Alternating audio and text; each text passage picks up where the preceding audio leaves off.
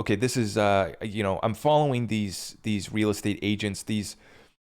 I've come across quite a few in Toronto and Vancouver, which I understand is just zoomed in on two hype speculative markets in Canada.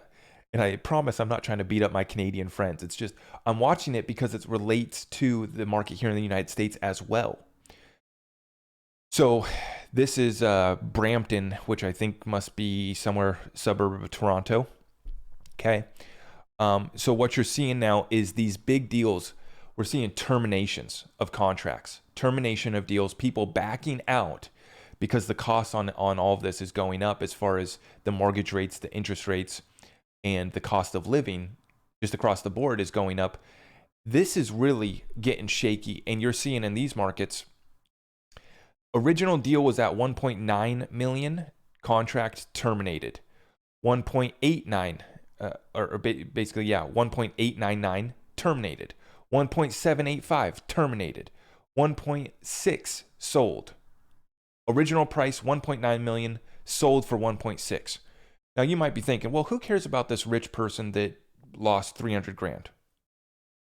This is the trickle down effect of, you're starting to see, I covered this in the last live stream, central banks are taking losses right now. Hedge funds are taking losses right now. The robo buyers with Zillow and all them, they got wrecked, right? And now you're starting to see the speculators in real estate get wrecked, just like we're seeing the crypto speculators get wrecked. It's all across, it's all connected. Everything is connected here. Okay, and this is just a glimpse. When these people are losing 300,000, we covered one just the other day about how someone lost $1 million. They bought a house for 5 million just in October. They just now sold it for not even a year later. What is that? 7 months later, for $1 million loss. That's getting wrecked. But how that's going to trickle down to you is you're sitting on 50 grand worth of equity. You're sitting on 200,000 worth of equity, and you're trying to figure out what to do in real estate.